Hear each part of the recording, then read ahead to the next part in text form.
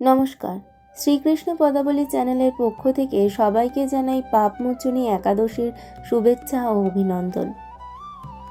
আজ আমাদের পরিবেশনের বিষয় পাপমোচনী একাদশীর মাহাত্ম্য। যুধিষ্ঠির শ্রীকৃষ্ণকে বললেন, হে জনার্দন, চৈত্র মাসে কৃষ্ণপক্ষের একাদশীর নাম ও মাহাত্ম্য কৃপা করে আমাকে বলুন। শ্রীকৃষ্ণ বললেন, হে ধর্মরাজ যুধিষ্ঠির, আপনি ধর্ম বিষয়ক প্রশ্ন করেছেন। এই একাদশী সকল সুখের আধার, সিদ্ধি প্রদানকারী ও পরম মঙ্গলময়, সমস্ত পাপ থেকে নিস্তার বা মোচন করে বলে এই পবিত্র একাদশী তিথি পাপমোচনী নামে প্রসিদ্ধ। রাজা মান্ধাতা একবার লোমশ মুনিকে এই একাদশীর কথা জিজ্ঞাসা করেছিলেন। তার বর্ণিত সেই বিচিত্র উপাখ্যানটি আপনার কাছে বলছি, আপনি মনোযোগ দিয়ে তা শ্রবণ করুন। প্রাচীনকালে অতি মনোরম চৈত্যরথ পুষ্প উদ্যানে মুনিগণ বহু বছর ধরে তপস্যা করতেন।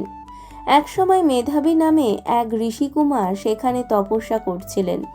মঞ্জুঘোষা নামে এক সুন্দরী অপ্সরা তাকে বশীভূতি করতে চাইল, কিন্তু ঋষির অভিশাপের ভয়ে সে আশ্রমের 2 মাইল দূরে অবস্থান করতে লাগলো।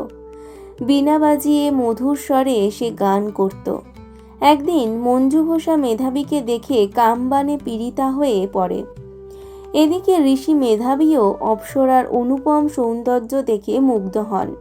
তখন সেই অপ্সরা মুনিকে নানান হাবভাব ও কটাক্ষর দ্বারা বশীভূত করে। ক্রমে কাম পরবশত মুনি সাধন ভজন বিসর্জন দিয়ে তার আরাধ্য দেবকে বিস্মৃত হন। এইভাবে অপ্সরার সাথে কামক্রিয়ায় মুনির বহু বছর অতিক্রান্ত হল।